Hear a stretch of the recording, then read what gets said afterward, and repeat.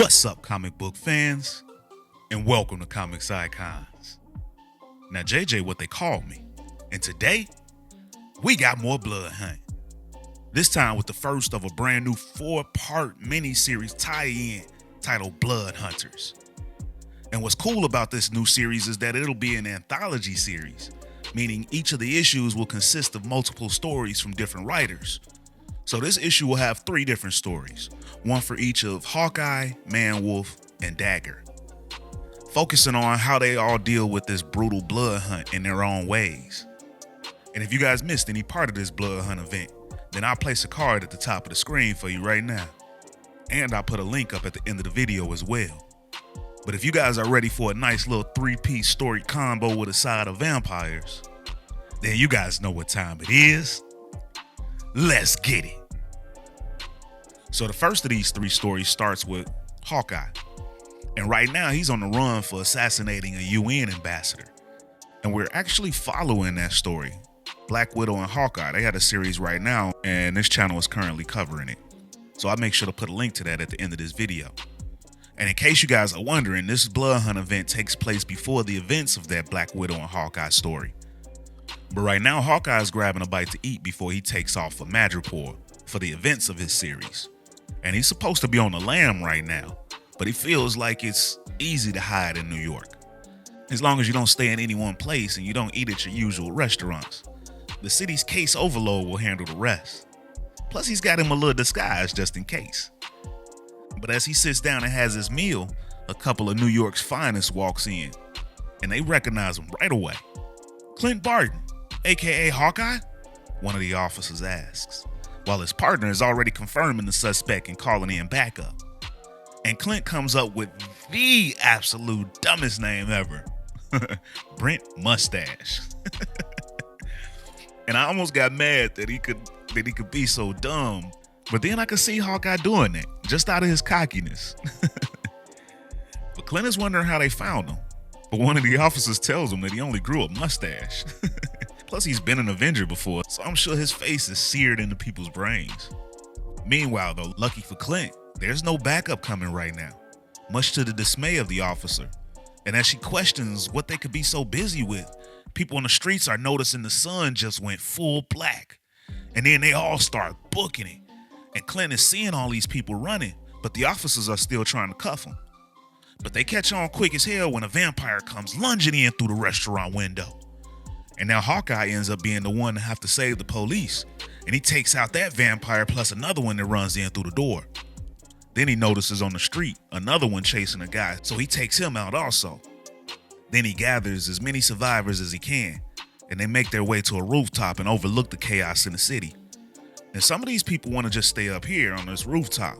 It's scary down there, and at least there's food and drink up there on that rooftop. But Hawkeye's forced to rally the troops. They're New Yorkers, and they've seen the worst. And it works, so now Hawkeye and his band of civilian troops take this fight to the ground level. Then as more of the neighborhood look on, they decide to jump in and help fight off these vampires. Meanwhile, out of that group of survivors with Hawkeye was a priest. And so his role here is to pray over the water tower and turn it into holy water, basically. And once he finishes his prayer and gets to safety, Hawkeye fires an arrow right at the base of the tower, and holy water comes splashing down on the street, destroying all the vampires on this block. Then after Hawkeye helps save the day, at least on this block, he happens to walk past one of those police officers that tried to run him in earlier. But this time she gives him a pass, and then she compliments his new mustache. They hadn't killed off all the vampires, of course, and things didn't go back to normal. But this is New York, Hawkeye thinks.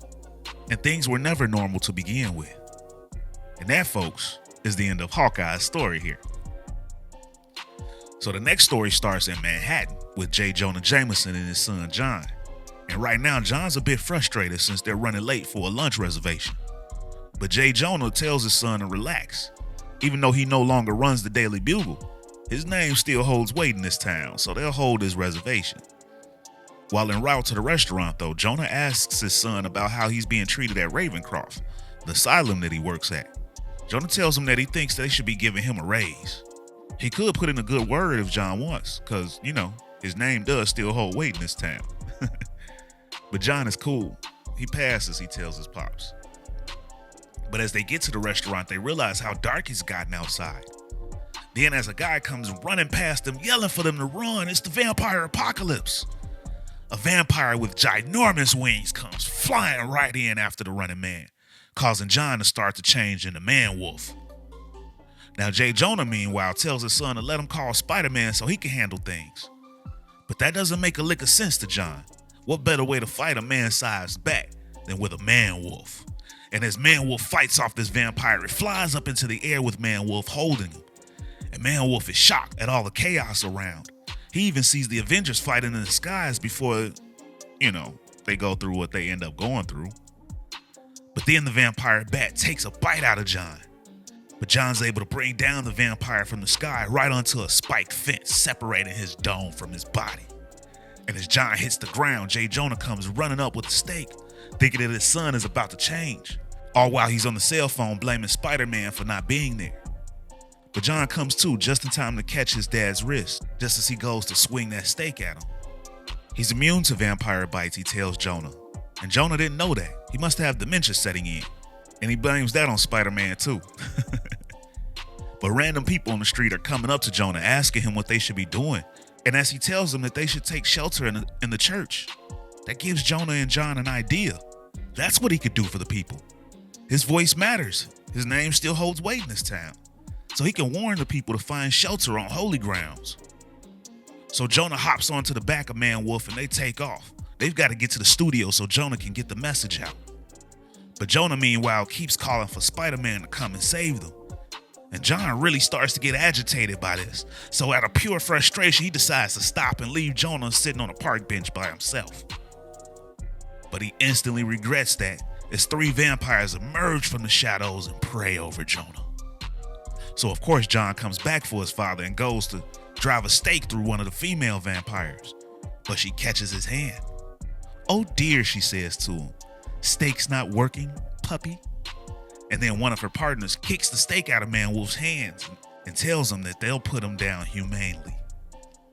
But unfortunately for them, the stake was the humane option for them, Man-Wolf tells him, just before he bites his top off.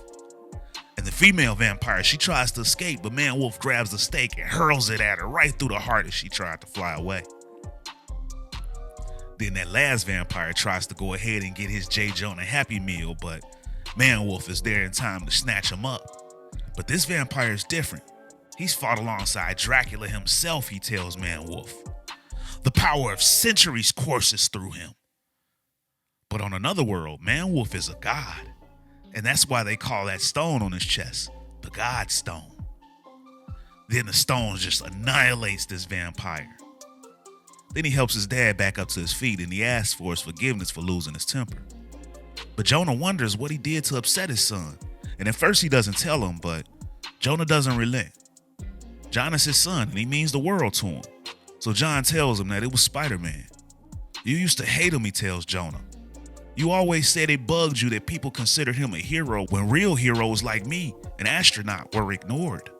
But now that I'm just a glorified prison warden and Spidey's your new best friend, you keep calling him. You'd rather have him here than me.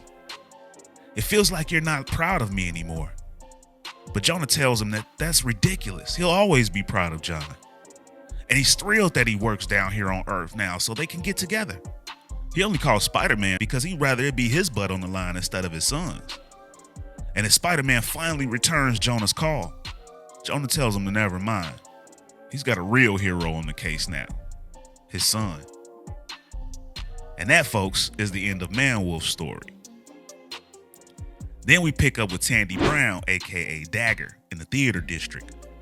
And now since all the Dark Force users have been used to blot out the sun, she's without her partner Cloak. And now all the creepy crawlies are coming out to play, she thinks. These vampires were dealers that she and Cloak had just kicked out of the neighborhood a few months back. But now she has to face them alone until she can find a way to save Cloak. And she doesn't want to kill these vampires since they used to be people, but she'll do whatever it takes to keep them from taking over. She's known hunger like they have before. She felt it when the Dark Force took her over. And when the dark energy was too much for Cloak to handle, she'd feed him with light. But she comes across a big boy vampire, and she knows that nothing short of blood will be enough for this one's appetite. And when he goes in to attack her, she notes how fast he is for his size.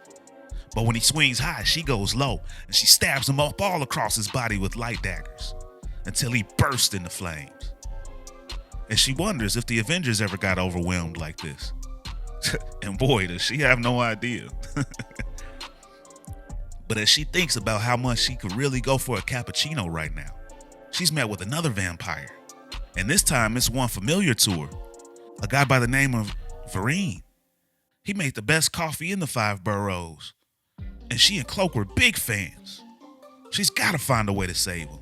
So she uses her light daggers to pin him to a nearby vehicle and tries to get through to him by speaking with him. But that doesn't work, and he just breaks free of the daggers. But then another stake comes in from behind Tandy and stabs Vereen in the arm.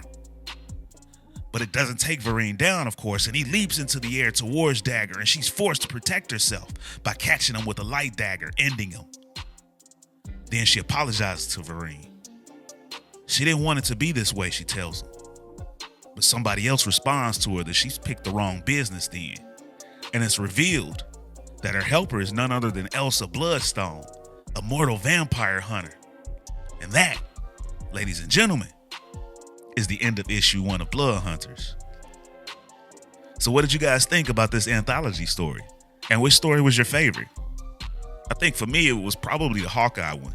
I really like Hawkeye as a character, and having him rally New York like he did was a pretty fun story, I thought.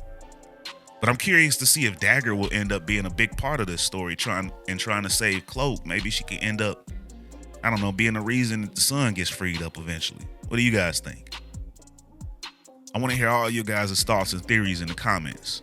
And as always, if you guys enjoyed this video and this channel, and you'd like to support the channel, then you could do so by stopping by the Comics Icon store and picking you up some of this new merchandise, including the background music heard right here in this video.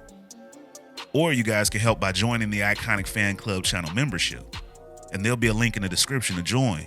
But with your membership, you'll gain access to weekly interactive live streams with yours truly, where we could talk about everything that's been going down in these issues, as well as ones that you'd like for me to go over in the future and other comic book news. Plus, you guys will get loyalty badges, member shoutouts, and up to 20% off of Comics Icons merchandise from the Comics Icon store. And now we've got new tiers to the memberships as well, starting at just 99 cents. Now, how's that for an easy way to help out and support your favorite channel? Or you guys can donate to the channel with a super thanks.